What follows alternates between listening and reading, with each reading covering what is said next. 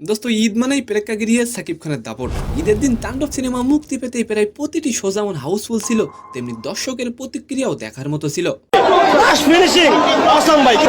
বাংলা সিনেমার ইতিহাসটা পাল্টে দিবে ছবি। দোস্ত সাকিব খান তো বটেই, জনপ্রিয় দুই মুখ আফরান নিশু এবং সিয়াম আহমেদও করেছেন বাজিমাত।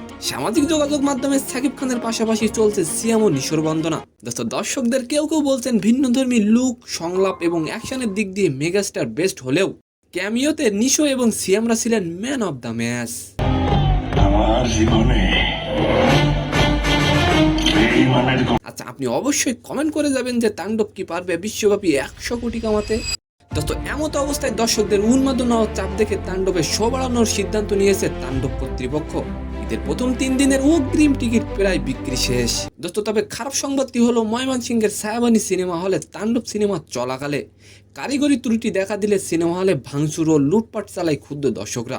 এদিকে তাণ্ডব সিনেমার প্রযোজক শাহরিয়ার শাকিল বলেন, আমার বিশ্বাস দর্শকরা যে আগ্রহ দেখাচ্ছে তাতে তাণ্ডব সিনেমা ইতিহাসের অন্যতম সর্বোচ্চ সংখ্যক শোর ছবি হয়ে উঠবে। দোস্ত জানলে আপনি অবাক হয়ে যাবেন, 139টি হলের মধ্যে 133টি হলে তাণ্ডব সিনেমাটি মুক্তি পেয়েছে।